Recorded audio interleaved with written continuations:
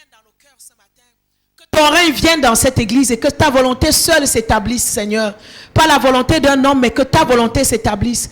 Qu'à travers ta parole ce matin, là où nous avons pris un mauvais chemin, là où nos pieds étaient prêts à nous conduire loin de ta volonté, Seigneur, que ta parole nous redresse et qu'elle nous ramène dans ta volonté ce matin.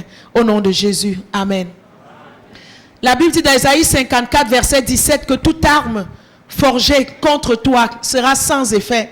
Et toute langue qui se lèvera contre toi en justice, tu la condamneras. Alléluia. Alors c'est le message que le Seigneur me donne pour vous ce matin. Et le Seigneur m'a fait comprendre beaucoup de réalités. Je prêche toujours à partir de moi personnellement, ce que j'ai vécu, ce que le Seigneur m'a enseigné. Pendant plusieurs années, pendant longtemps, j'ai été victime des mauvaises paroles que les gens prononçaient sur moi. Depuis ma tendre enfance, une chose que j'avais constatée, c'est que quand les gens venaient chez nous, même à la maison, les premières des choses qu'ils faisaient, c'était de me dire des mauvaises paroles. Ma grand-mère venait, me disait toujours des mauvaises paroles. Mes tantes venaient me dire des mauvaises paroles. En grandissant, je ne comprenais pas. Et gloire au Seigneur, 15-16 ans, Jésus m'appelait à lui. Et ça continuait. Partout où j'allais, il y avait toujours ce vent de mauvaises paroles qui s'élevaient autour de moi. À l'école, quand il fallait accuser quelqu'un faussement, c'est moi qu'on accusait. Je me souviens un jour, on avait écrit des choses sur le mur où on traitait un professeur de prostituée. On ne savait pas qui avait écrit cela. Et ce professeur était une meilleure amie à ma mère. Et pendant qu'on était à l'école, toute l'école était en mouvement. Les directeurs cherchaient à savoir qui a écrit ce mot, qui a écrit ce mot. Une élève de l'école qui était assise devant moi, elle se lève et se tourne vers moi et dit, c'est toi, c'est toi. Je ne savais pas quoi dire, je ne savais pas comment me défendre. Et cette histoire a divisé ma mère et cette amie pour toujours. Je disais, ce n'est pas moi. Alors en grandissant, j'avais constaté cela. Et quand j'ai accepté Jésus, je suis venue à l'église. Je me suis dit, bon, moi je suis à l'église, j'ai trouvé un refuge. Non, ça continuait de plus belle. Et ça s'est poursuivi pendant longtemps. Et ça a beaucoup affecté ma vie et ça a commencé à affecter mon ministère. Et ça affectait tout ce que je faisais. Mais au début, je ne comprenais pas. Je ne savais pas, je négligeais. Je disais, oh, bof, ce sont que des paroles. Je m'en fous de ce qu'on dit tant que ce n'est pas vrai. Vous savez, des fois, c'est ce qu'on dit quand nous faisons face à des paroles. Mais c'est là où le Seigneur m'a amené à comprendre les réalités. C'est ce que je veux, du fond de mon cœur, vous partager ce matin. Le Seigneur dit ici que toute langue qui se lèvera contre toi en justice, dans toute mauvaise parole, toute parole contraire à la parole de Dieu, toute parole contraire aux promesses de Dieu, toute parole contraire à la volonté de Dieu, toute parole contraire à ce que tu sais que Dieu a dit de toi, à ce que tu connais de ta vie, de ta famille, de tes enfants. Dieu te dit ce matin que toute parole contraire que tu entendras, qui se lèvera contre toi, tu la condamneras. C'est un ordre, c'est un commandement, c'est une obligation, tu dois la condamner. Parce que je vais t'expliquer ce matin, si tu ne la condamnes pas, ce sont des paroles qui vont s'établir dans ta vie. Si tu ne la condamnes pas, elles s'établiront, elles vont s'enraciner et le diable va les utiliser comme point de contact pour te combattre. Parce que tu verras tout à l'heure que ce ne sont pas que des paroles. Ce ne sont pas que des paroles jetées en l'air. Elles contiennent beaucoup plus de choses que ça. C'est pourquoi le diable les utilise comme des points de contact. Et je me souviens, après des années de ministère, les choses n'avançaient pas, j'étais fatiguée, épuisée. Et cette femme de Dieu qui était prophétesse viendra à l'église et pendant qu'on partageait, elle me dit, Pasteur Mireille, voilà ce que Dieu m'a dit pour toi. Au début de ton ministère, au tout début, et je me souviens, au début, j'avais commencé comme interprète. J'interprétais les hommes de Dieu qui venaient des États-Unis dans la ville, qui parlaient anglais. Je parle couramment français et anglais et je les traduisais. Et plusieurs fois qu'on faisait des grandes croisades dans la ville, mon appel a été comme public. Beaucoup d'hommes de Dieu en pleine croisade devant la foule me cherchaient toujours de la foule. Dieu t'appelle, tu vas le servir. Dieu va t'utiliser puissamment dans le surnaturel. Beaucoup de paroles qu'on me donnait. Et cette femme me rappelle que le Seigneur me dit qu'au tout début de ton ministère, ton appel a été comme public. Beaucoup de gens l'ont entendu, l'ont su. Et beaucoup de gens à cause de ça, ont prononcé de mauvaises paroles sur toi et sur le ministère. Et c'est une des raisons pour lesquelles le ministère n'avançait pas. Pour vous dire à quel point les paroles puissent être. Évidemment, à l'époque, j'étais toute jeune. Je n'avais pas aucune connaissance de cette révélation que Dieu me donne maintenant. Mais depuis que j'ai connaissance de cela, dès que du soleil levant au soleil couchant, je maudis les paroles, je les détruis, je les renverse, je déclare qu'ils ne seront pas établis, ni dans mon ministère, ni sur mes enfants, ni sur mes finances, ni sur ma famille. Je mène la guerre. Dieu dit, tu les condamneras. Ne pense pas être trop spirituel en disant, oh, c'est pas grave, ce ne sont que des paroles. Non. Tu dois les condamner. Et le Seigneur va plus loin en disant, tel est l'héritage des serviteurs de l'Éternel. Aujourd'hui, on attend toujours des héritages physiques, des maisons, des chaussures, des voitures, tout circule autour du matériel qu'on peut avoir. Mais Dieu te dit, c'est un héritage que je te donne. Ce pouvoir que tu as de condamner. Parce que nous avons en nous la puissance créatrice à travers les paroles que nous prononçons. Parce que le monde a été créé par la parole. Alors les paroles prononcées ont le pouvoir de créer des choses dans ta vie. Allons dans le livre de Jacques 3, verset 5. On va voir un peu ce que Jacques nous dit concernant la bouche, concernant la langue.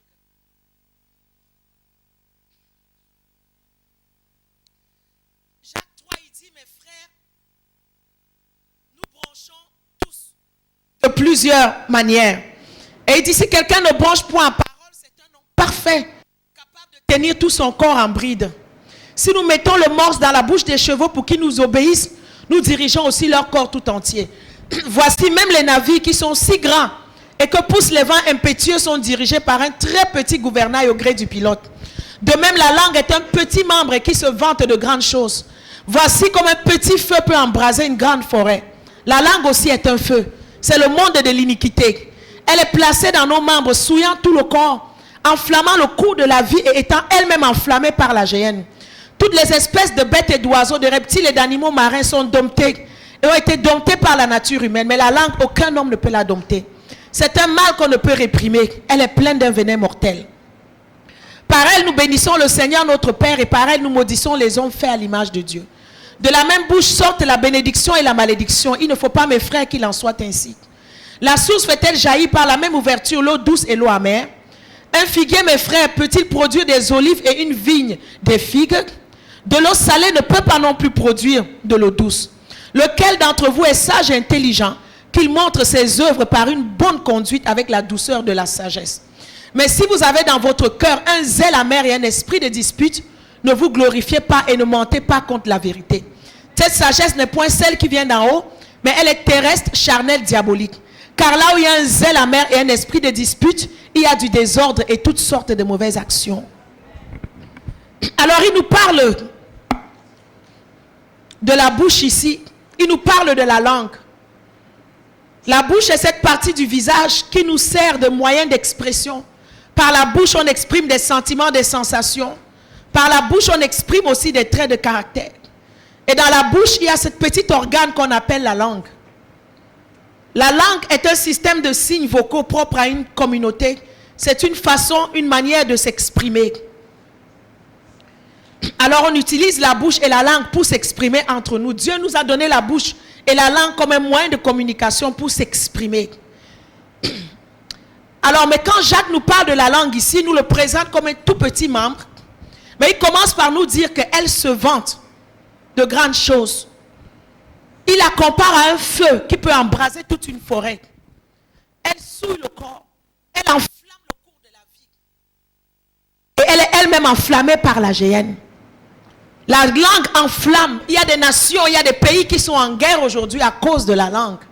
Il y a des familles qui sont en guerre aujourd'hui à cause des paroles qui ont été prononcées. Donc la langue a ce pouvoir de causer des guerres, de causer des tragédies, d'enflammer des choses. Il dit ici que c'est un mal qu'on ne peut réprimer. Elle est pleine d'un venin mortel. C'est-à-dire lorsqu'elle sort, en une fraction de seconde, elle peut se répandre et détruire.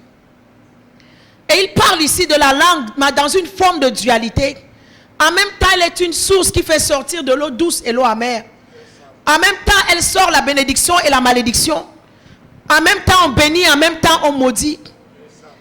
Alors, on peut voir dans la langue ici une espèce d'hypocrisie, une espèce de sournoisie, une espèce de dualité, une espèce de double visage, qui en une fraction de seconde peut faire le positif, mais l'autre fraction de seconde, sans s'essuyer la bouche, sans sans aucun avertissement, est capable de changer sans condition préalable.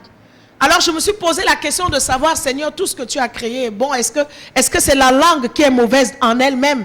Pourquoi elle est un venin mortel? Pourquoi elle est un mal? Pourquoi elle est un feu? Pourquoi c'est le monde de l'iniquité? Pourquoi elle est capable de bouleverser, d'enflammer le cours de la vie, le cours des églises, le cours des existences, le cours des familles? Mais j'ai réalisé que ce n'était pas la langue elle-même, mais c'était les paroles qui sortaient de la bouche. Et j'ai réalisé que des paroles qui sortaient de la bouche, toutes n'étaient pas mauvaises. Comme on le verra tout à l'heure, il y a des paroles bonnes qui bâtissent et il y a des paroles mauvaises. Et je suis encore allé plus loin en disant, si ce n'est pas les paroles, parce qu'il y en a de bonnes, de mauvaises, mais qu'est-ce qui rend la langue aussi terrible? Mais quand on regarde bien, c'est à cause de ce qui sort d'elle, de ce qui vient de l'intérieur. Ce qui rend la langue un feu, un venin, c'est le cœur, c'est l'origine, c'est ce qui vient de l'intérieur. Jésus a dit, c'est pas ce qui entre dans la bouche qui souille l'homme, mais c'est ce qui sort. C'est ce qui vient de notre intérieur qui rend la langue aussi méchante, aussi mesquine et aussi terrible. Jésus a dit, c'est de l'abondance du cœur que la bouche va parler. Donc si le cœur est pur, la bouche sortira des bonnes paroles. Mais si le cœur est déjà corrompu, le cœur a déjà des idées préconçues, des préjugés, ce qui sortira du cœur ne sera que le reflet de cela. J'avais prêché un message, je pense ici, il y a quelques années, Envoie la parole, n'est-ce pas? On avait vu la puissance de la parole, comment la parole est capable de créer. Envoie la parole. C'est de l'abondance du cœur. Donc c'est le cœur qui rend la bouche aussi dangereuse. C'est le cœur qui rend la langue, la bouche aussi terrible. Parce que quand quelqu'un parle, il peut te regarder, mais ce qu'il dit et ce qui est dans son cœur sont totalement opposés. C'est pourquoi avec les années, j'ai appris à être beaucoup sensible au Saint-Esprit. Avant, je ne l'étais pas. Le Seigneur me parlait, mais je négligeais.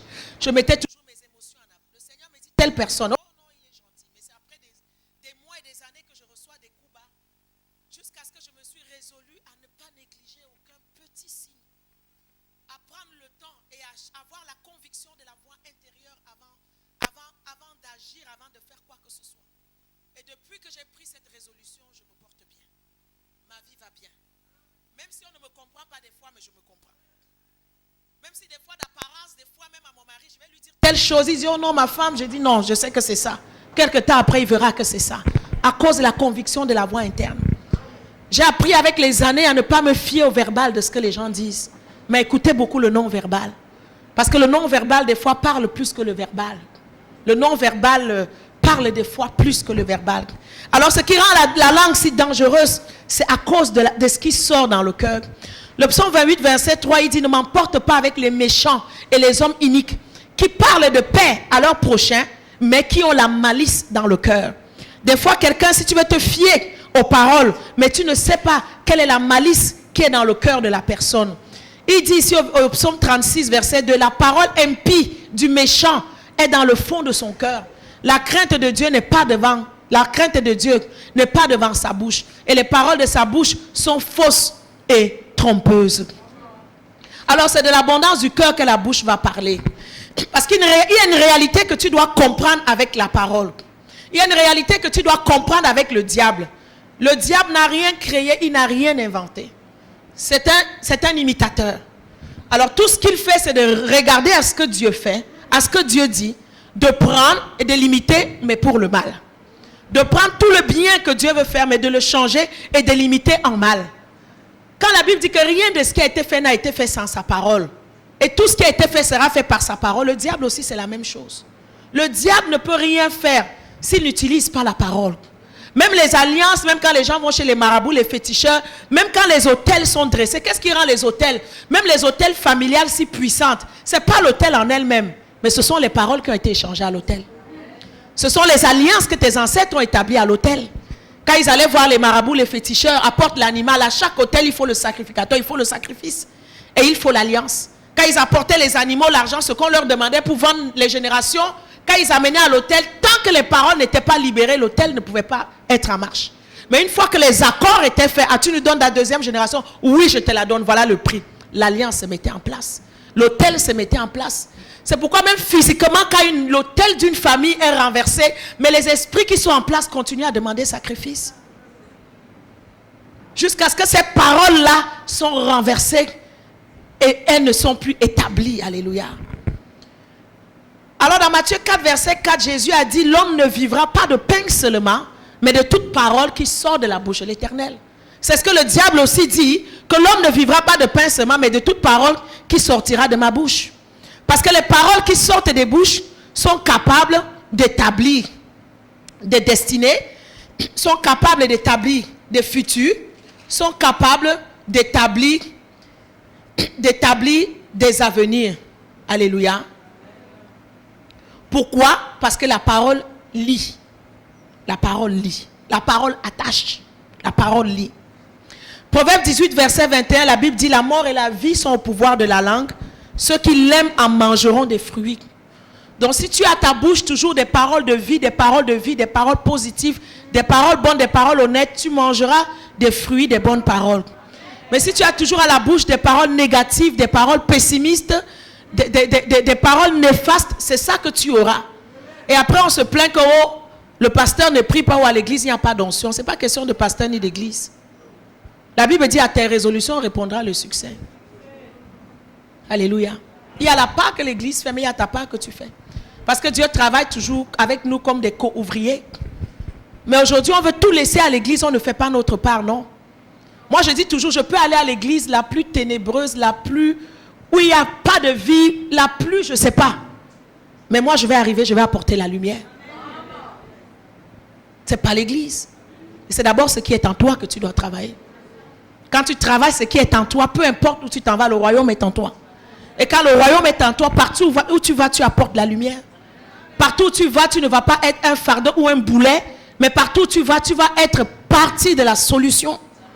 Quand tu vas quelque part, assure-toi que je m'en vais, je veux être partie de la solution. Je ne veux pas toujours être partie du problème, je ne veux pas toujours être partie du fardeau, alléluia. Parce que le royaume est en toi. Beaucoup de chrétiens aujourd'hui ne prennent pas le temps de bâtir le royaume en eux. Tu dois connaître Jésus pour toi-même d'abord. Tu dois arriver à ce niveau de ta vie chrétienne où tu as la révélation de qui Christ est. Quand tu as la révélation de qui Jésus est, on ne peut pas te renverser. Même s'il y a la séduction à l'église, même s'il y a n'importe quoi, ça ne peut pas t'atteindre.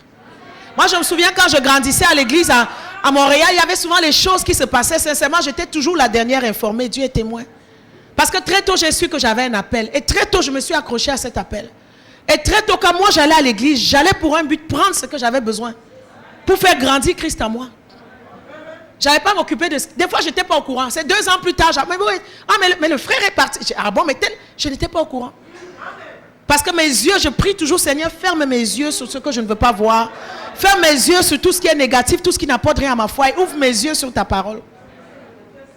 Le diable a tout fait pour me séduire, pour me dérouter dans ma toute jeunesse. Mais à cause que je me suis donné à connaître Christ tôt, il n'a pas pu me renverser. Il faut prendre ce rendez-vous avec le Seigneur. Dans beaucoup de temps de prière, de méditation, de la parole, jusqu'à ce que Dieu se révèle en toi. Jusqu'à ce que tu arrives à un niveau où les voies de communication sont ouvertes.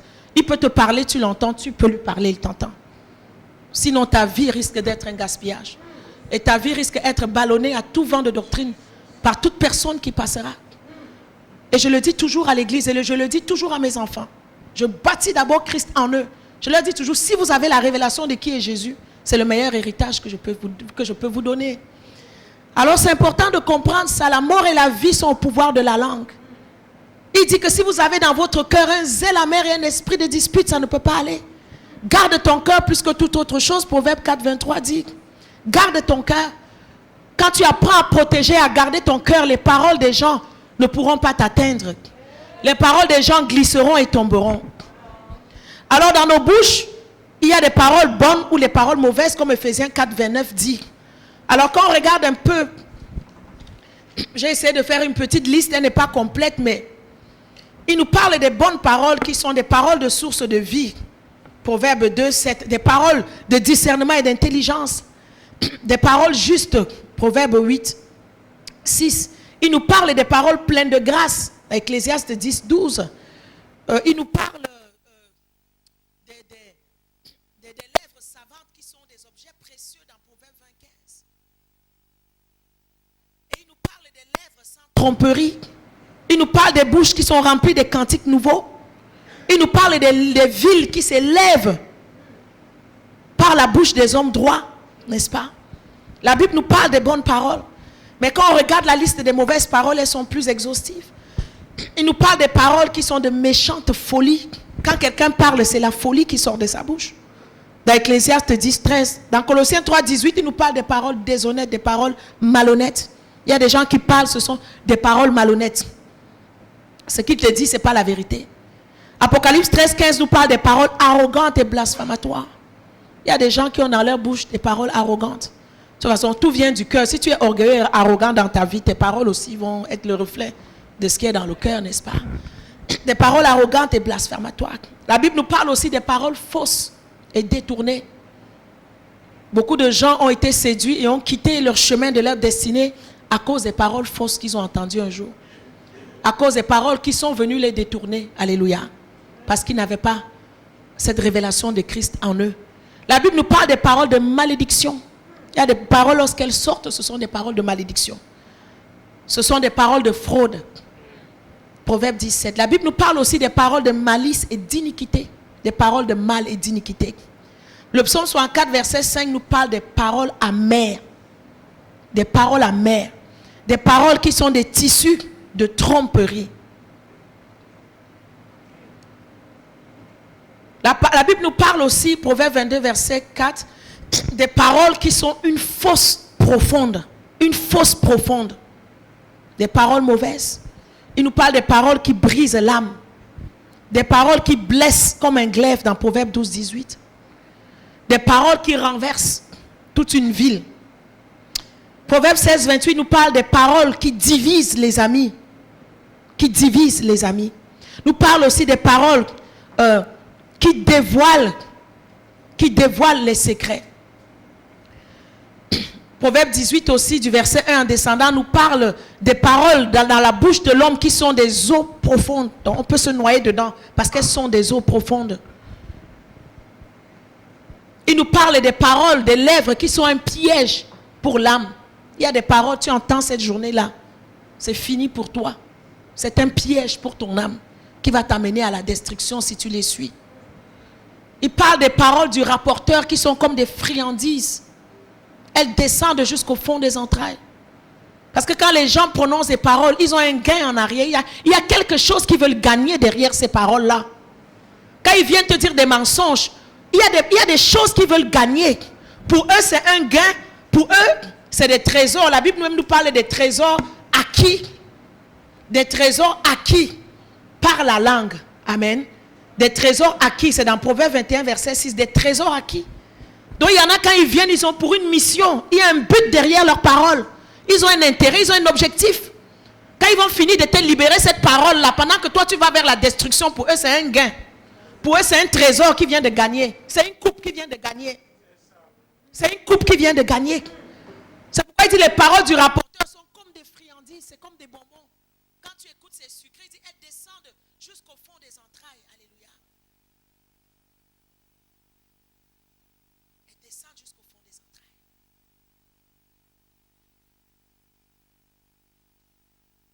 Donc c'est un peu ça, les paroles.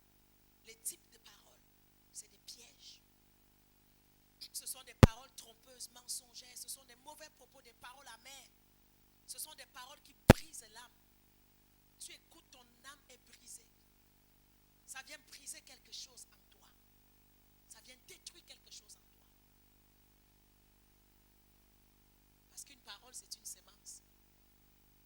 Et une semence, elle prend du temps, mais elle finit toujours par produire ses fruits. Ce n'est pas juste des paroles. Mais c'est une semence. C'est un poison. Tu vas te dire, oh non, bon, c'est pas grave, hein, ce qu'on a dit, non. Il y a quelque chose qui a été sémé en toi. Et si tu ne la déracines pas tout de suite, elle va rester endormie, en état de dormance, mais elle va être là. Et quelques temps après, le diable maintenant va s'arranger à trouver des preuves pour prouver que la semence que tu avais reçue en toi doit se réveiller et doit s'accorder avec cela. Et c'est là où le chemin de la destruction commence. Si on n'est pas averti, si on n'est pas éveillé. Alléluia.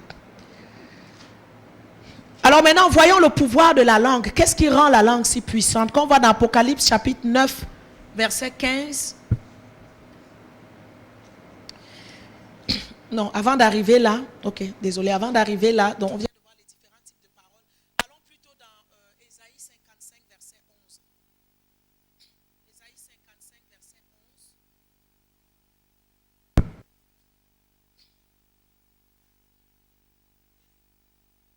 Écoutez très bien, le Seigneur dit, ainsi en est-il de ma parole qui sort de ma bouche. Elle ne retourne point à moi sans effet, sans avoir exécuté ma volonté et accompli mes desseins. Bon, arrêtons-nous là pour un moment. J'ai parlé tout à l'heure de la source d'où les paroles viennent du cœur. Et sache que peu importe la source de la parole, sache que lorsqu'une parole sort du cœur, elle a une mission valable. Que ce soit dans le monde spirituel, que ce soit dans le monde naturel. Lorsqu'une parole sort, elle a une mission. Dieu dit ici, en est-il de ma parole qui sort de ma bouche? C'est la même chose pour le diable. Les paroles qui sortent de la bouche du diable, elles ne retournent point à lui sans effet, sans avoir exécuté sa volonté, accompli ses desseins. Qu'est-ce que ça veut dire ici? Ça veut dire que lorsqu'une parole sort, elle doit avoir des effets. Elle doit avoir des effets. Parce qu'il a dit qu'elle ne revient pas à moi sans effet. Donc elle doit avoir des effets. Que ce soit des effets positifs ou négatifs. Que ce soit des effets de bâtir ou de détruire. Mais lorsqu'une parole sort, il y a un but derrière la parole. La personne qui les prononce a un but, quelque chose qu'il doit gagner. Il a un objectif. La parole doit avoir des effets. Soit elle bâtit, soit elle va sortir pour détruire, soit elle va sortir pour restaurer, soit elle va sortir pour rassembler, mais il doit avoir des effets. Et les effets seront observables. Et les effets seront palpables. Et on pourra juger des effets. C'est pourquoi nous qui venons de ce background africain, on ressent des fois les effets, n'est-ce pas? Des paroles que nos ancêtres ont prononcées n'étaient pas là, mais les paroles perdurent. Parce que chaque parole a un effet, a des effets. Et le Seigneur continue en disant que, sans avoir exécuté sa volonté. Donc quand une parole sort, elle a un plan à exécuter. C'est une flèche qui est tirée vers un but. Et elle doit atteindre son but. C'est ça la parole. Qu'elle soit positive en ce qui concerne les bonnes paroles que tu prononces dans ta vie, ou qu'elle soit négative en ce qui concerne les mauvaises paroles que toi-même tu prononces sur ta vie, ou que ce que les gens prononcent, il y a une volonté derrière, il y a un plan qui doit être exécuté. Et il dit, et accomplit mes desseins. Donc il y a les desseins qui doivent être accomplis. La parole vient avec des plans. Et si tu prends mon message ce matin, envoie la parole. Je l'ai prêché ici il y a quelque temps. Il y a le deuxième volet de ce message qui dit comment la parole se matérialise. Comment matérialiser la parole. Matérialiser la parole. Elle doit avoir des effets. C'est ça la puissance de la parole. Souvenez-vous, la Bible nous dit que, c'était le psaume 107, verset 20, il envoya sa parole et sa parole est guérie. Il ne s'est pas déplacé avec la parole, mais il envoya la parole. Parce que la parole court. Et la parole les guérit. Le psaume 33 aussi, verset 9 dit, car il dit et la chose arrive. Il ordonne et elle existe. Donc quand une chose est dite, elle n'est pas dite en vain. Il y a des effets, quelque chose doit arriver à travers ce qui a été dit. Lorsque quelque chose est ordonné, il faut qu'elle existe, n'est-ce pas? Il faut qu'elle existe. Il y a des gens qui ne se marient pas aujourd'hui parce qu'un jour il a été ordonné dans leur vie qu'ils ne se marieront pas. Et aujourd'hui cette réalité existe dans leur vie qu'ils ne se marient pas. Il y en a qui ont des blocages aujourd'hui parce qu'il y en a qui ont ordonné des blocages dans leur vie. C'est pourquoi le Seigneur dit dans le livre d'Ésaïe que ôtez les obstacles, enlevez les obstacles du chemin de mon peuple, enlevez les barrières. Parce que Dieu est conscient des choses qui peuvent nous limiter. Même quand Jésus est arrivé devant le tombeau de Lazare, avant de dire Lazare sort, il a d'abord dit ôtez la pierre. Si la pierre n'était pas ôtée, même s'il disait Lazare sort, Lazare allait arriver devant, mais la pierre allait l'empêcher de passer. Et nous verrons tout à l'heure que les paroles prononcées contre nous des fois sont comme des pierres, sont des pierres. Sont des pierres. Il dit la chose arrive, il ordonne. Donc quand les gens disent des choses, quelque chose doit arriver. Quand les gens ordonnent des choses, quelque chose doit exister. Ensuite, le psaume 147, verset 15, toujours sur que vous comprenez la puissance de la parole. Psaume 147.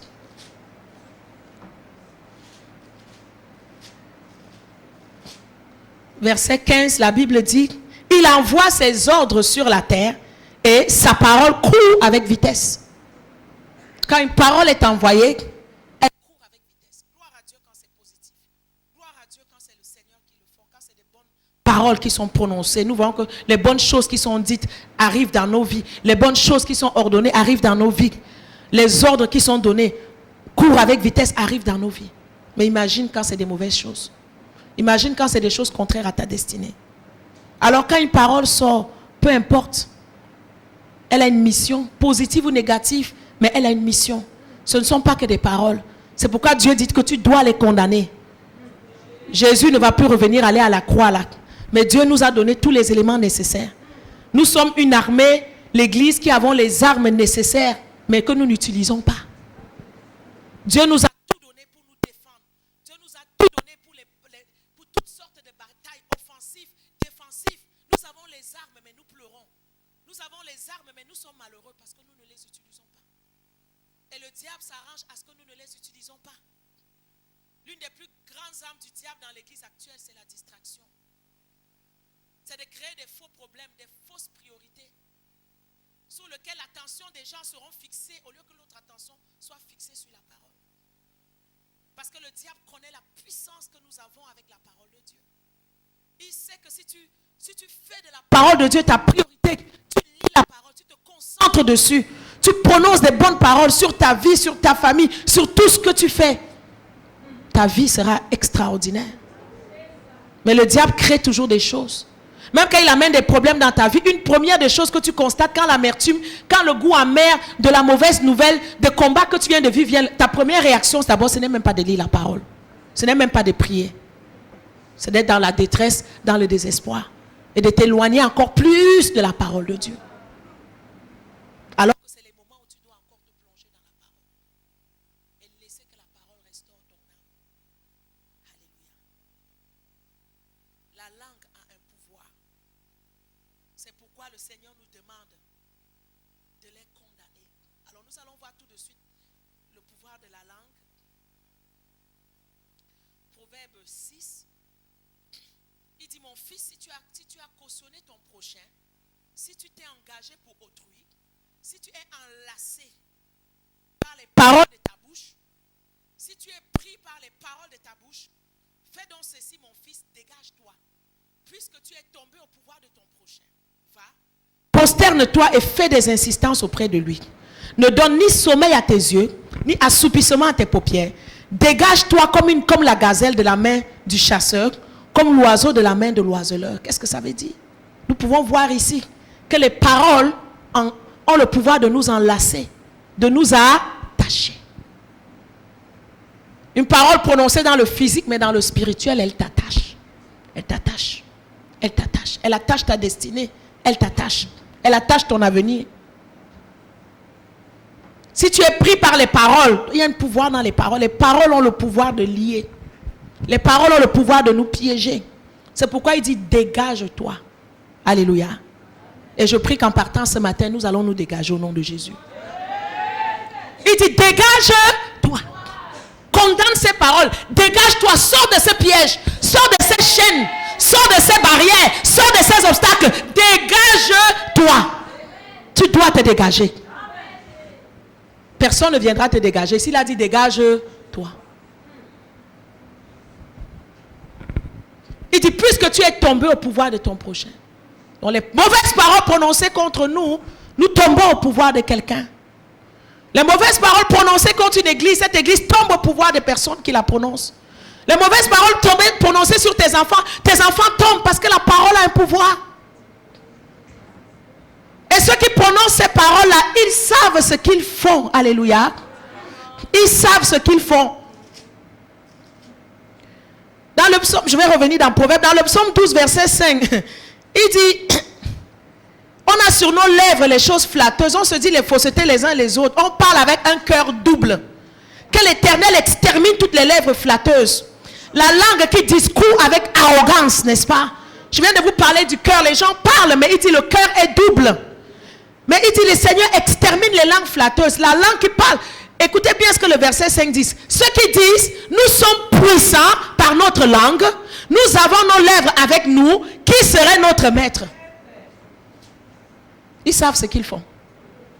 Ils connaissent le pouvoir de leurs paroles. Ils savent comment ils sont capables de détruire. Parce que pour eux, ils ont la clé. Oh non, comme je marchais avec elle, comme on nous voit ensemble des amis depuis 20 ans, on sait que lui c'est moi c'est lui. Donc tout ce que je pourrais dire sur lui, on va accepter. C'est ça qu'ils disent ici. Nous sommes puissants par notre langue. Qui pourrait être notre maître? Effectivement, si on les laisse faire, ils peuvent être puissants. Ils sont puissants, c'est une réalité. Mais il dit ici, dégage-toi. Puisque tu es tombé au pouvoir. Dégage. Il dit, ne donne sommeil à tes yeux. Et je prie qu'en partant ce matin, tu ne donnes plus sommeil à tes yeux. Tu ne donnes plus assoupissement à tes paupières. Tu te lèves comme un guerrier, comme une guerrière et tu défends ta vie. Tu défends ta maison. Tu défends ton église. Alléluia. Parce que c'est le mandat que Dieu te donne ce matin. Dieu dit, tu dois condamner ces langues-là. Elles viennent pour détruire. Et ce n'est pas aujourd'hui que ça a commencé. Du temps de Jésus, Jésus a été victime de cela. Fils de Belzébul, des mensonges, des fausses accusations, des calomnies, des critiques. Jusqu'à un jour, il a dit même à ses propres disciples, et vous, qui dites-vous que je suis? Les gens pouvaient parler, mais à un moment donné, Jésus a dit, et vous, vous qui êtes proche de moi, qui dites-vous que je suis? Parce qu'une des stratégies de l'ennemi en ces fins de temps, les démons là n'apparaissent plus avec les cornes comme ça. Le diable aussi a sophistiqué ses stratégies. C'est de détruire la réputation. Parce que la Bible dit qu'elle vaut comme parfum de bonne odeur. La réputation, elle est mieux que des grandes richesses. Parce que ta réputation, c'est toi. Si ta réputation est détruite, ça va te prendre du temps pour la réparer. Même si tu la répares, un mal sera déjà fait. Tu ne pourras jamais aller te justifier auprès de tout le monde que ce qu'on a dit est faux, n'est-ce pas? C'est une des stratégies de l'ennemi en ces temps d'affaires. C'est de détruire les réputations des gens, des pasteurs, des églises, des personnes. Des jeunes filles qui sont prêtes à se marier. Dès qu'un fiancé s'approche, beaucoup de gens vont aller commencer à dire des choses. Un jour, j'ai rencontré un frère à Paris, il était épuisé. Il me dit, pasteur, tu t'imagines, je voulais me marier, j'ai un certain âge. À l'église, c'était oui, prier pour les célibataires, les célibataires. Une jeune sœur est arrivée à l'église, quand j'ai commencé à m'intéresser à elle pour lui demander la main. Les mêmes gens qui disaient, prions pour les célibataires, les mêmes gens sont commencés à aller dire à la sœur comment je suis mauvais, je ne suis pas bien, je ne serai pas un bon mari pour elle. N'est-ce pas? Ce sont les réalités de nos églises, n'est-ce pas? Oh Seigneur, fasse du bien, oh Seigneur. Je me souviens à l'époque, notre pasteur avait une vieille voiture que quand je lui disais, tu es pasteur, pour démarrer ta voiture, s'il faut la foi. Il avait un vieux toutou fatigué. Je disais, pasteur, il faut augmenter le niveau de foi pour que cette voiture démarre. On priait, Seigneur, donne une voiture à notre pasteur. Seigneur, donne une voiture à notre pasteur. Jusqu'au jour, Dieu a entendu nos prières. Le pasteur a acheté une belle Pathfinder. Le mercredi, quand il nous a présenté sa voiture, mes enfants, voilà la voiture pour laquelle vous priez. Beaucoup de gens ont quitté l'église. Oh, on a volé l'argent. Il a volé l'argent. L'église a les problèmes, il est en train de s'acheter les Pathfinder. Qu'est-ce que nous voulons? Est-ce que nous réalisons que Jésus revient bientôt? Est-ce que nous réalisons que l'enfer et le paradis, c'est une réalité? Est-ce que nous réalisons que là où nous irons demain détermine nos choix d'aujourd'hui? Est-ce que nous réalisons? Plein ont quitté l'église, j'étais là. Moi, pendant que j'étais contente, on a volé notre argent pour acheter la voiture. Alléluia.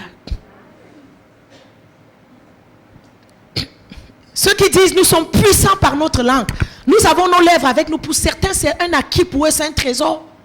Ils savent le démon, la malice qui les anime. Ils savent que quand ils ouvrent leur bouche pour libérer des choses, ça va établir des choses destructeurs. Ils sont conscients de ça. Nous sommes puissants par notre langue. Prenons l'exemple de Jérémie. Allons dans Jérémie 18, 18.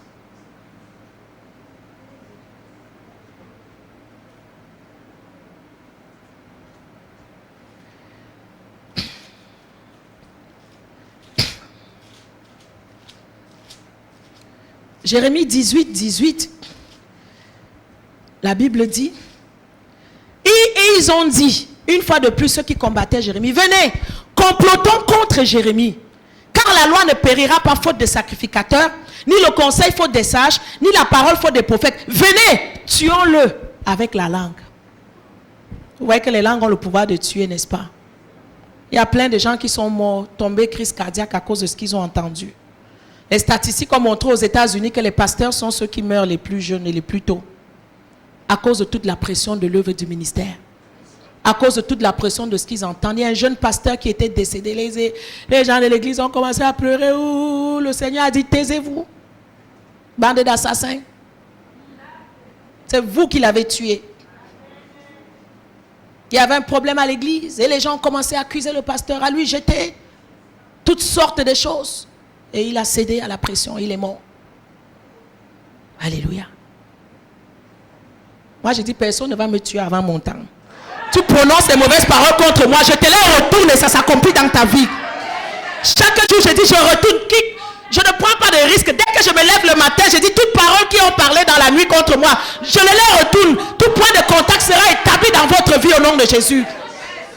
Personne ne va venir me tuer avant le temps. Personne. Même à mes enfants, je leur ai dit à la maison, vous refusez, même dans les blagues, la haine, je dis non, ce n'est pas pour moi. Je dis n'acceptez pas les blagues, des choses contraires. Je dis à mes enfants, n'acceptez pas. N'acceptez rien. Ah, mes enfants sont très... Je suis même allée jusqu'au point à leur dire, vous savez, des fois, parents, on se fâche, on s'énerve. Nous-mêmes, des fois, on dit des mauvaises paroles. J'ai dit à mes enfants, écoutez, quand maman est trop énervée, parce que vous-même, souvent, vous dépassez la limite qu'il ne faut pas dépasser. Je dis, quand maman est trop énervée, là, si je dis une parole là qui n'est pas bonne, annule la parole. Tu as compris? Oui. J'ai appris ça à mes enfants. Alors, tellement je parlais à ma fille, je sais pas ce qu'elle a fait. Elle dit, comment tu peux être bête comme ça là? Je la vois, je ne suis pas bête au nom de Jésus.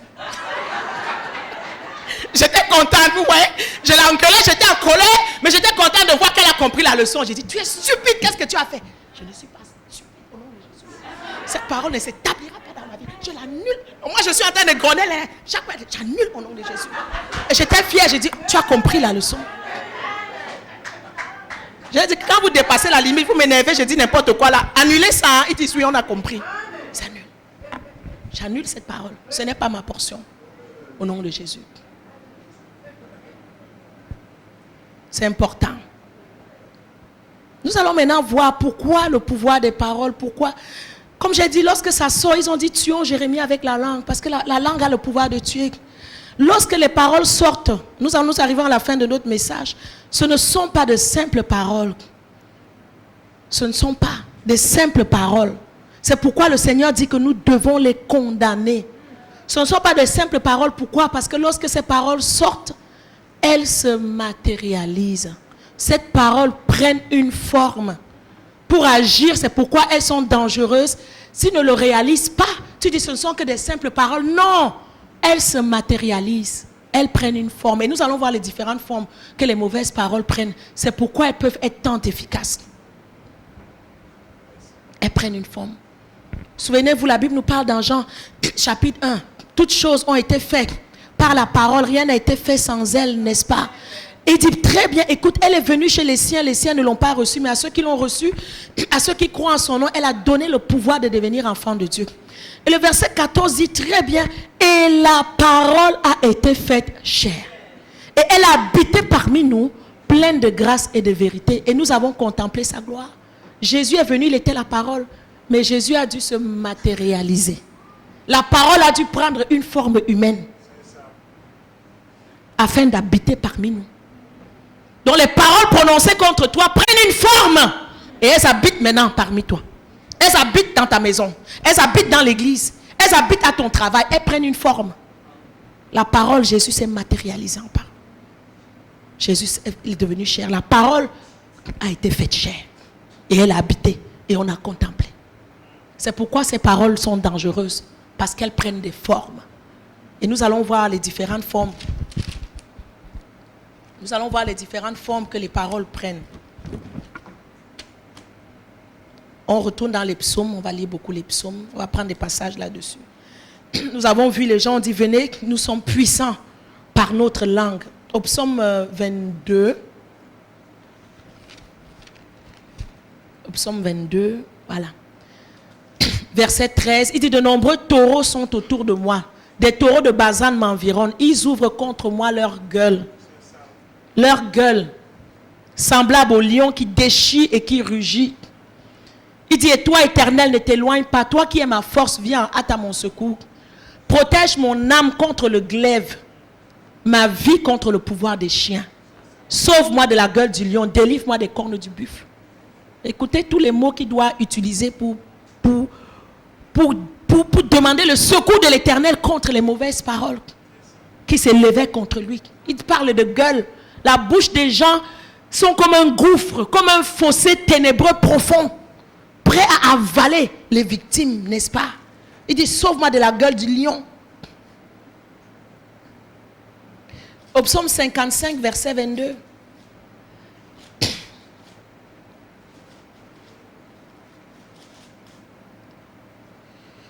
Il dit,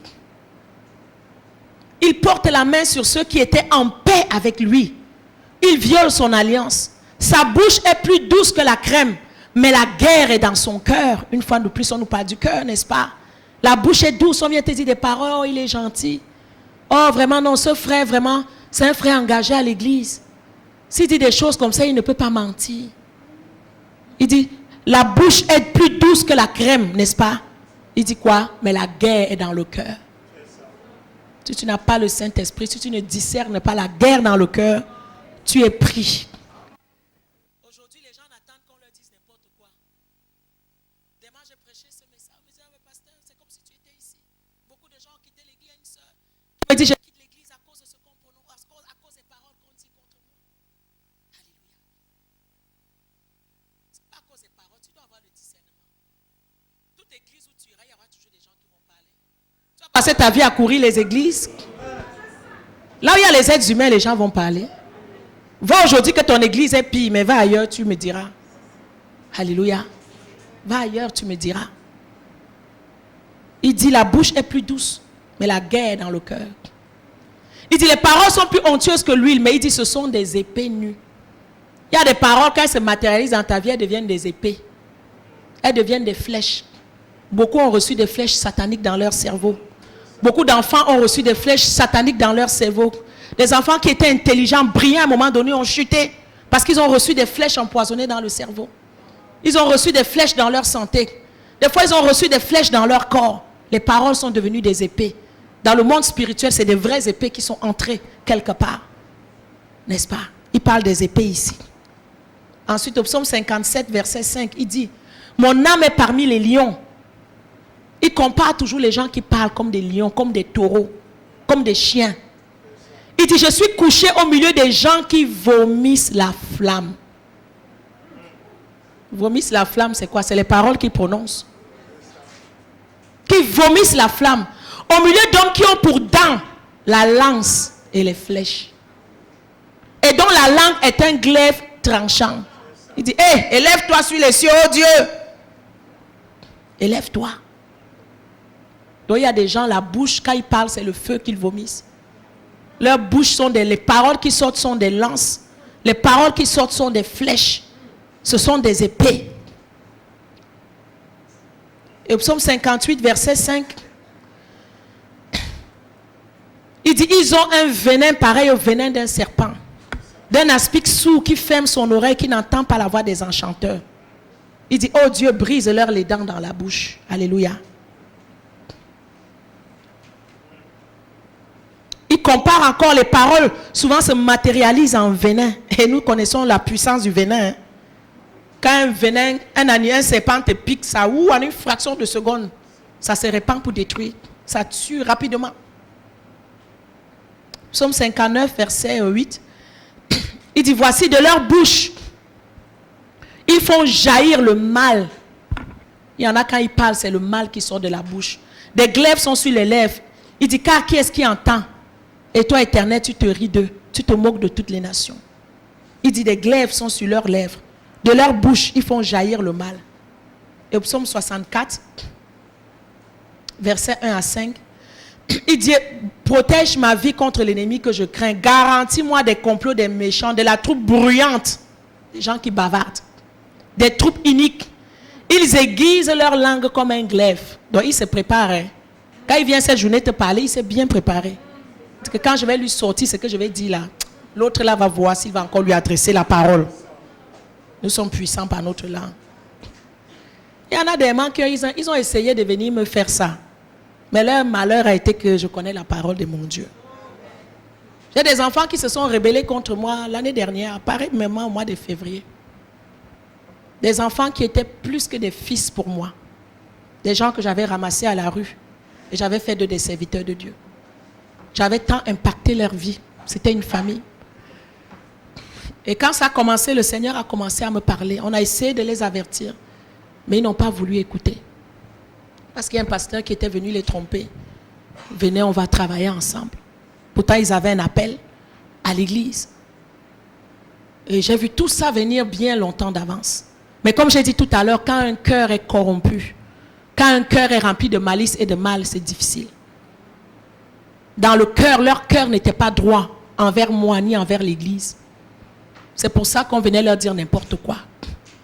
J'ai une autre sœur à l'église qui est avec moi depuis des années. On a vu des vertes et des pas mûres, toutes l'ensemble. Les gens ont essayé plusieurs fois de venir la déshabiller pour sortir de l'église. Elle leur a toujours dit, l'église là, c'est Dieu qui m'a envoyé dans cette église. Jusqu'au retour de Jésus, je serai dans cette église. Bien aimé, si on veut te séduire, ça dépend de ce qu'il y a dans ton cœur. C'est ton cœur qui va déterminer le reste. Ils se sont laissés séduire. Ils sont partis. Bon, je pourrais dire, ils sont libres, hein, n'est-ce pas? Chacun de nous utilise sa liberté comme il veut, mais on rendra compte de notre liberté devant Dieu. Parce qu'on est libre, mais en fait, on n'est pas libre. C'est bien, vis ta vie comme tu veux, monte, descend. Mais un jour, tu rendras compte à Dieu. Aujourd'hui, je pourrais faire des choix. Je suis fatiguée de vivre au Canada. J'aimerais retourner en Afrique. J'aimerais faire beaucoup de choses. Je suis libre, je pourrais le faire, mais je ne peux pas le faire. Parce que Dieu ne m'a pas donné l'ordre de le faire. Et je ne veux vivre qu'une vie où je suis dans le plan de Dieu pour ma vie.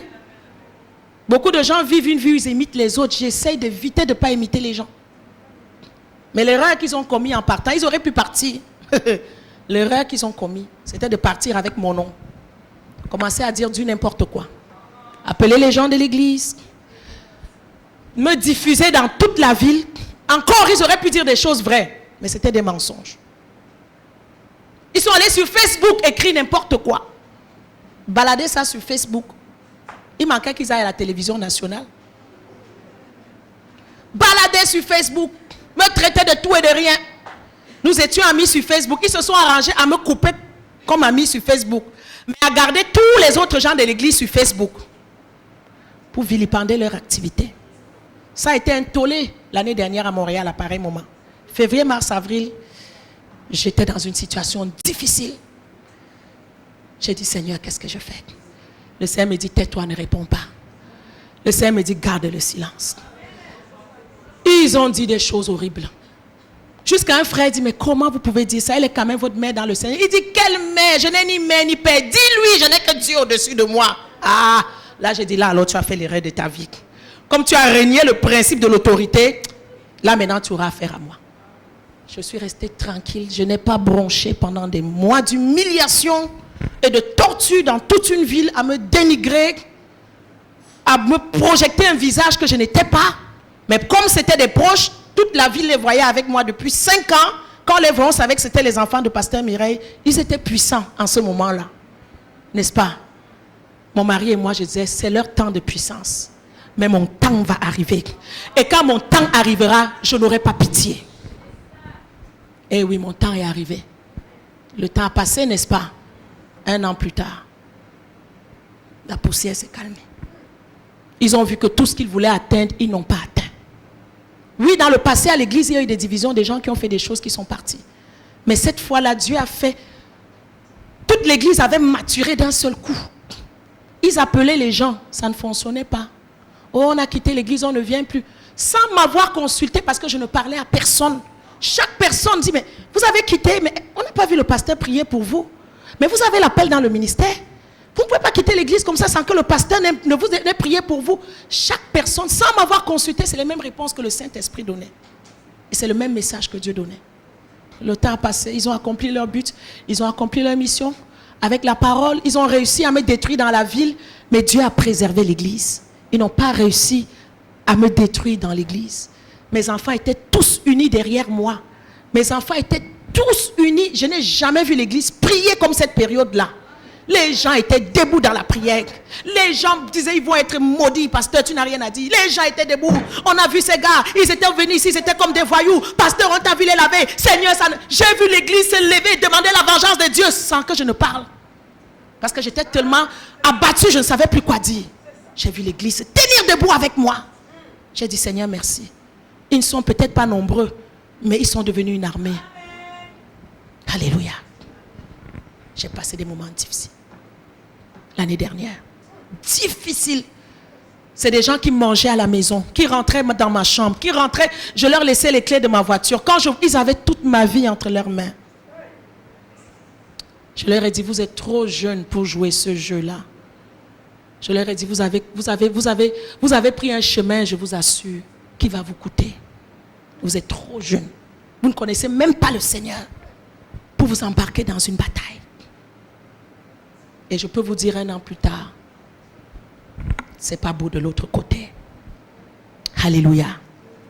Proverbe 18, verset 6 nous parle des langues qui provoquent des coups. Des fois, tu entends une parole, mais c'est un coup de poing que tu reçois. Job a dit, tu seras à l'abri du fléau de la langue. Ils ouvrent leur bouche pour me dévorer. Alléluia. Il y a des gens, quand ils parlent, c'est pour te dévorer. C'est pour te détruire. Mais parce que ton Rédempteur est vivant, ils ne réussiront pas au nom de Jésus. Ils ne réussiront pas. Je vais clôturer ce matin par un autre. Le Seigneur nous parle. Parce que les paroles que les gens disent, j'ai dit, ça nous déstabilise. Ces paroles établissent des limites dans ta vie. Ces paroles mettent des obstacles. Ces paroles rabaissent. Ces paroles servent à la propagande des autres. C'est pourquoi il faut les discerner. Les paroles séduisent. Souvenez-vous de la femme de David. Quand David ramenait l'arche à Kirjat Jéarim, pendant que David dansait, il était content. Il dit, oh, toi un grand roi. Quel honneur pour un roi de s'être ainsi dévêtu, je ne sais pas quoi, devant ses servantes, de s'être rabaissé. David a dit, hey, c'est devant l'Éternel, mon Dieu, que je danse. Et Michal, elle est restée la seule femme stérile dans la Bible. Rachel a accouché, Anne a accouché, Sarah a accouché, elle n'a jamais accouché. Alléluia. Souvenez-vous, quand David, une fois de plus, avait remporté la victoire, on a juste chanté. Saül a tué ses 1000, David a tué ses 10 000 à cause des 9 000 qui manquaient là. Les problèmes ont commencé. La Bible dit que Saül a commencé à regarder David d'un œil mauvais à partir de ce jour-là, à cause simplement d'un chant, des paroles prononcées. David a tué ses 10 000, Saül a tué ses 1000. Ah, on donne à David 10 000, on me donne seulement 1000. Ok. Le même David que Dieu avait placé dans sa vie pour l'aider quand le mauvais esprit le tourmentait, mais il s'en foutait maintenant de l'aide de David, il fallait qu'il tue David. Vous voyez jusqu'à où les paroles peuvent amener des gens. Des fois, ça t'aveugle. Même là où tu avais ton bien, tu avais ta destinée, tu ne vois plus. Mais tu suis le chemin des ténèbres. Souvenez-vous de David quand il allait rencontrer ses frères. Quand il a vu Goliath en train de parler avec arrogance du nom de Dieu. Souvenez-vous de son frère Eliab qui est venu l'accuser d'avoir la malice dans le cœur. Qui est venu lui donner, lui dire des mauvaises paroles. Je connais ton orgueil, la malice dans ton cœur. C'est pour voir la bataille que tu es descendu. Mais que la Bible nous dit quoi? David s'est détourné. Il est temps que tu te détournes, bien-aimé. Il est temps que tu fermes tes oreilles. Il est temps. Dans le message des oreilles, chaque jour je dis, Seigneur, ferme mes oreilles. Aussi, Seigneur, ouvre. Il est temps que tu fermes. Et que tu laisses le Seigneur te conduire dans le chemin de ta destinée. Alléluia. Je vais terminer ce matin en vous rappelant cette petite histoire de cet Amalécite qui est venu voir le roi David un matin. David lui dit, d'où viens-tu? Et il dit, je me suis sauvé. Ah, mon Dieu, j'ai dépassé mon temps. Ok. Je me suis sauvé du camp des Philistins. Et il dit, je me trouvais sur la montagne de Giboa, Saul s'appuyait sur sa lance, les chars, les chevaliers. Je me suis tourné, il m'appela, je dis, me voici, qui es-tu? Je lui répondis, l'Amalécite. Et il a expliqué à David comment il a tué le roi Saül. Je n'ai pas le temps aujourd'hui, mais je demande toujours à l'église quand je prêche, est-ce que cette histoire était vraie ou elle était fausse? Beaucoup de gens disent qu'elle était vraie, mais elle était fausse. Parce que quand tu regardes à la fin de 1 Samuel 30, c'est pas Saül s'est suicidé. Il s'est jeté sur son épée, il s'est tué. Donc lui venait dire des paroles à David, pensant le gagner, pensant que David avait tellement un cœur mauvais que David allait se réjouir de la mort de Saül. Non, David a dit que ton sang retombe sur ta tête. car ta bouche a déposé contre toi, puisque tu as dit, j'ai donné la mort à loin de l'Éternel. Je vais finir en 2 minutes en nous disant, en finissant, comme je finis toujours ce message. Faisons attention aux paroles que nous prononçons contre les autorités que Dieu a mises dans nos vies. Alléluia. Faisons très attention. Dieu a dit, ne touchez pas à mes oins, ne faites pas mal à mes prophètes. Parce qu'ils ont la responsabilité de votre âme. Je m'assure tous les jours de ma vie que les pères que Dieu a mis dans ma vie, que le terrain soit ouvert. Qu'il n'y ait rien de mal. Ne commence pas ton ministère un jour, même si tu as un ministère sur une mauvaise fondation. Beaucoup d'églises sont créées, beaucoup de choses sont faites. Mais quel est le fondement? Commence avec un bon fondement. Le tout n'est pas d'ouvrir une église. Oh, j'ai ouvert une église et tout, mais quel est le fondement? Parce que je t'assure qu'un jour, le fondement, ça te rattrape. 10 ans, 5 ans, 15 ans plus tard, le fondement te rattrape. Le fondement te rattrape. Il y avait un homme de Dieu qui avait ouvert l'église, mais à chaque fois l'église atteignait 100 personnes, l'église se détruisait. L'église se divisait et revenait à zéro. Pendant des années.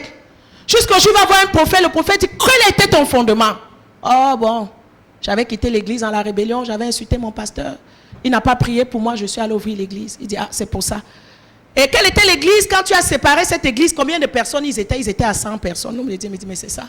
Donc à chaque fois que tu vas atteindre le nombre que tu allais diviser, il dit, va donc auprès de lui, répands-toi, lave ses pieds, fais tout ce que tu peux. Il dit, ah, l'homme de Dieu est déjà mort. Il dit, malheureusement pour toi. Il dit que ton sang retombe sur ta tête, car ta bouche a déposé contre toi, sachant que les mauvaises paroles que nous prononçons, ce sont nos bouches qui déposent contre nous. La Bible dit, recherche le bien de ta ville, la vie dans laquelle tu es. Recherche le bien de ton église. Il y a les bénédictions de ta vie qui sont rattachées au temple de Dieu. C'est pour ça Anne n'avait jamais quitté le temple. Il y a toutes sortes de bénédictions, mais il y a des bénédictions que tu ne recevras qu'à cause de ton implication dans le temple de l'Éternel. Il y a des bénédictions qu'on appelle la récompense pastorale. Je n'ai pas le temps. Mais malheureusement, dans les églises, moins de 5% des chrétiens reçoivent la récompense pastorale. Il faut chercher la récompense pastorale. Il faut la recevoir. Anne avait eu la récompense pastorale. Qu'elle était dans le temple, même si le prophète Élie n'avait pas discerné qu'elle n'était pas ivre. Il a dit, mais tu es ivre et tout. Elle ne s'est pas fâchée. Pourquoi il a dit ça? Elle n'a pas lutté avec son pasteur. Elle a dit, non, je suis juste une femme qui répandait mon âme. Il a béni, elle est partie. C'était un prophète rétrograde. C'était un prophète, mais parce qu'un jour il était prophète, parce qu'un jour il est serviteur, ses paroles avaient encore de la valeur. Les paroles de ton pasteur ont de la valeur. Ne vis jamais une vie où ton pasteur est en colère, où ton pasteur a des choses dans le cœur. Arrange-toi toujours, parce qu'il est l'autorité, il est plus important que ton mari. La Bible n'a jamais dit que ton mari rendra compte de ton âme à Dieu, mais la Bible dit que ton pasteur rendra compte, parce qu'il veille sur ton âme. Ce sont des erreurs des fois que nous commettons dans le parcours, dans le ministère, mais qui nous rattrapent des années plus tard. Il dit, ton sang retombe sur ta tête, car ta bouche a déposé contre toi. Et David a maudit la montagne de Gilboa. C'est quoi la montagne de Gilboa? La montagne de Gilboa, ce sont des paroles que nous prononçons des fois dans l'église. Ce sont des regards hautains. Ce sont des façons d'agir. Ce sont des façons de faire envers nos frères, envers nos sœurs, et qui blessent. David a maudit la montagne de Gilboa. Il a dit qu'il n'est plus ni pluie ni rosée sur toi, parce que tu t'es ouvert pour accepter loin de l'Éternel. Alléluia. Alors nous allons nous lever ce matin, nous allons prier. J'aimerais que nous commencions par nous repentir. Des fois dans l'ignorance, on a fait des choses, on a été entraîné dans des choses, mais ce matin, on a essayé de voir les conséquences de ces choses. On a vu que des paroles, ce sont des coups, ce sont des épées, ce sont des fosses profondes, ce sont des choses pour nous noyer. Repentons-nous ce matin, demandons pardon à Dieu pour toute mauvaise parole qu'on nous-mêmes personnellement on a eu à prononcer ou qu'on a eu à entendre prononcer et qui nous ont affectés. Élevons nos voix et prions. Seigneur, ce matin, je viens te demander pardon. Je viens te demander pardon de toute mauvaise parole que j'ai eu à prononcer, Seigneur, contre mes frères et mes sœurs, contre mon église, contre mon pasteur, Seigneur. Je te demande pardon. Plusieurs fois, je me suis mêlé avec des gens, avec la troupe bruyante contre l'église. Seigneur, je te demande pardon des fois. Par rapport à mon église, des fois, il y a eu des problèmes, il y a eu des vents qui ont soufflé dans l'église, Seigneur. Et je me suis mêlé et j'ai eu à dire et à prononcer des choses, Seigneur. Alors que c'est de cette même église, Seigneur, que viennent mes bénédictions. Seigneur, ce matin, je te demande pardon. Pardonne-moi. Et toute malédiction qui est venue dans ma vie, à cause de cela, Seigneur, toute malédiction qui est venue dans ma vie, Seigneur, ce matin, soit ôtée, soit enlevée au nom de Jésus. Amen. Je veux maintenant que tu fasses une prière d'autorité. Que tu déclares maintenant, élève juste ta voix après moi.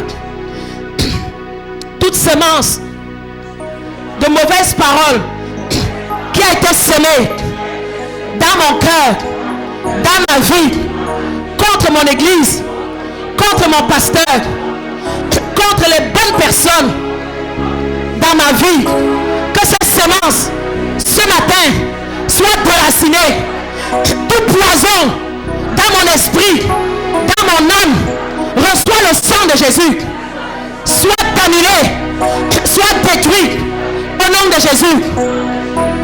Répète encore après moi ce matin, toute langue qui se lève, qui s'est levée en justice contre ma vie, ma destinée, mon église, je les condamne, je les déracine au nom de Jésus. Je déclare, elles ne seront pas établies. Le but de l'ennemi à travers ces paroles ne s'accomplira pas. Je détruis les effets, je détruis les plans, je détruis les desseins au nom de Jésus. Que toute parole prononcée depuis la 10e génération jusqu'à aujourd'hui contre ma vie, ma joie, ma destinée, mon ministère, mes enfants, mes finances, que toute parole en l'air qui route pour s'accomplir contre ma vie, que le sang de Jésus repère chaque mauvaise parole, les détruise, les annule, les renverse, au nom de Jésus, au nom de Jésus. Lève-toi, Éternel, brise les dents, brise les mâchoires de ceux qui parlent contre moi. Comme dit ta parole, que leur parole amène leur chute, que mes ennemis chutent ce matin, qu'ils ne réussissent pas, au nom de Jésus. Ceux qui parlent contre moi, qu'ils soient exposés, que leurs mensonges soient exposés, que leurs agissements soient exposés. Ta parole dit, Seigneur, divisent leur langue. Je prophétise ce matin que les langues qui se lèvent contre moi, qu'ils soient divisés, qu'ils ne s'établissent point, au nom de Jésus. Je renvoie toute épée, je renvoie toute flèche, je renvoie toute balle, je renvoie tout coup que j'ai reçu à travers ces paroles, au nom de Jésus. En tant qu'église, maintenant, je veux que nous élevons notre voix pour prier pour notre église. L'onction du corps est plus puissante que l'onction individuelle. Élevons nos voix ce matin et déclarons toutes les mauvaises paroles. Je veux que toute l'église élève sa voix. Toutes les mauvaises paroles qui ont été prononcées contre notre église, contre notre pasteur, contre sa famille, nous les renversons, nous les détruisons, nous les anéantissons par le sang de Jésus. Nous décrétons ce matin tout point de contact de Satan à travers ces paroles pour accomplir sa mission diabolique ne sera pas établie, toute flèche que cette église a reçue, nous la brisons au nom de Jésus. Seigneur, nous élevons une barrière de sang autour de cette église contre les langues qui les attaquent. Nous élevons une barrière de protection autour du pasteur, autour du leadership, autour de moi-même. Je lève une barrière de sang. Élève ta voix maintenant pour ta propre vie. Élève le sang. Élève une barrière de sang. Élève une barrière de sang autour de tes enfants. Élève une barrière de sang autour de tes finances. Dis, je plonge mes enfants dans le sang. Je plonge mon mariage dans le sang. Je plonge mes études. Je plonge mon travail. Je plonge mon avenir. Je plonge ma destinée dans le sang. Je déclare que toutes les promesses de Dieu pour ma vie s'accompliront. Aucune parole prononcée contre moi ne tiendra debout. Je les condamne ce matin. Toutes les langues qui ont dit que je ne me marierai pas, je les condamne au nom de Jésus. Toutes les langues qui ont dit que je ne réussirai pas, je les condamne. Ce n'est pas ma portion, ce n'est pas mon héritage. Je les condamne ce matin. Parce qu'avec Dieu, je ferai des exploits. Il écrasera mes ennemis.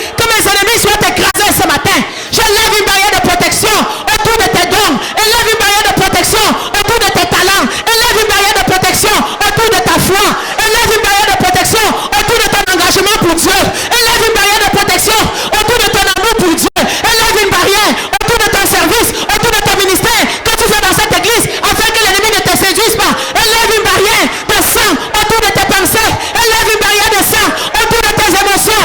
Parle à tes émotions. Dis mes émotions, tu ne me détruiras pas. Tu ne me détruiras pas. Tu ne me détruiras pas. Seigneur, merci. Dis maintenant, j'appelle la sagesse. J'appelle l'intelligence. Tu as dit dans ta parole, Seigneur. Oui, si tu appelles la sagesse, si tu appelles l'intelligence, accorde-moi la sagesse. Comme Daniel et ses compagnons. Accorde-moi le discernement. Pour que je sache discerner, Seigneur. Et que je ne me laisse pas séduire. Merci, Seigneur. Au nom de Jésus. Acclamons pour le Seigneur pendant qu'on s'assoit. Que Dieu vous bénisse abondamment. Alléluia. J'ai déjà abusé du temps qui m'est imparti. Il y a beaucoup de messages en arrière. J'ai apporté beaucoup de CD en cette saison.